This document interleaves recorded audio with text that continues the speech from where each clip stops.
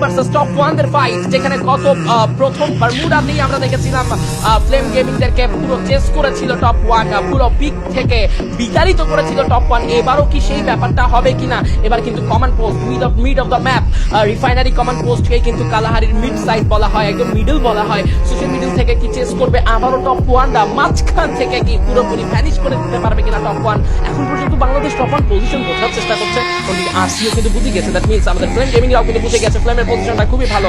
Sniper নিয়ে কিন্তু অন্যদিকে আলিফের দিকে উদ্দেশ্য করে কিন্তু তাক করে রেখেছেন। আলিফকে কিন্তু স্কোপ করে রাখতে পারবেন। আলিফ যদি কোনোভাবে একটা শট এখানে কানেক্ট হয়ে যায়, আলিফের জন্য হবে একটা ব্রেক থ্রু। আলিফের একটা সময় লাগবে আলিফের হেলথ রিকভার করতে, সেই সময়টা সিঙ্গল লেজেন্ড রাহাতরা কিন্তু রাশ করে দিতে পারে টপ 1। দেখুন টপ 1 ও নাচকর বান্দা, তিনিও কিন্তু এই ফাইটটাকে অবজার্ভ করতে চায়।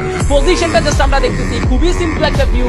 এন্ড টপ 1 ভার্সেস এখানে ফাইটটা হবে ফ্লেম গেমিং এর। জোন সার্কেল শ্রিঙ্ক হওয়া স্টার্ট করলে কিন্তু ব্যাপারটা দুটো দলের জন্য বিপজ্জনক। টপ 1 এবার তিনটে প্লেয়ার সঙ্গে নিয়ে এগোবে।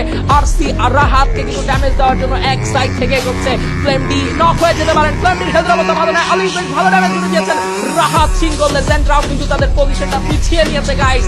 এখন পর্যন্ত কিন্তু বাংলাদেশ টপ 1 ঠকেনি পুরোপুরি। টপ 1 এর শর্ট রেঞ্জ রাশাররা, ফ্রন্ট লাইনাররা এখন পর্যন্ত পুরো স্টুডেন্ট দিতে পারেনি। Bangladesh top 1 got knock right now by legend. লেজেন্ডের শটে নক হয়ে গিয়েছে। শুভ 69 আবারও কিন্তু চলে আসবে। টপ 1 কে বাঁচানো না গেলেও কিন্তু এখন পর্যন্ত সিচুয়েশনটা কন্ট্রোলে নেওয়া পসিবল। ফ্লেম ডি দূর আরো একবার পজিশন চেঞ্জ করে ফেলেছে, তবে এবার পারবেন কি এখান থেকে আলিফ কিছু ব্যাকআপ ক্রিয়েট করতে? আলিফের উচিত কিছুটা সাইড চেঞ্জ করা।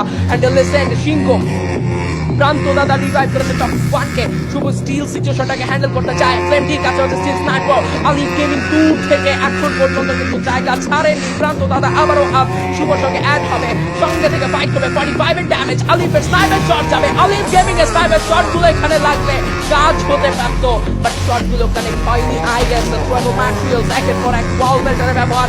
সিংহ কিন্তু শুভ 69 কে দেখে নিয়েছে। শুভ 69 কে ড্যামেজ করে ফেলতে পারে। আবার কিন্তু একটা ওয়াল থেকে ব্যাকআপ ক্রিয়েট করেছেন। আবার কিন্তু নিজেকে তিনি সেফগার্ড করার ট্রাই করছেন। আলিফ গেমিং কিন্তু পজিশনটা চেঞ্জ করতেছে। এবার আলিফের জন্য এবার পজিশন চেঞ্জ করতে দেখতে পারবো। ক্লোজ থেকে কিন্তু ফাইট আবার রাহাতের শটে টপ 1 কে করা হচ্ছে নক। শুভ 69 কে উদ্দেশ্য করে ফ্লেম গেমিং এর ড্যামেজ যাবে। ফ্লেম গেমিং চার্জ করবে, আলিফকে উদ্দেশ্য করে damage. Alif got knock right now by flame D.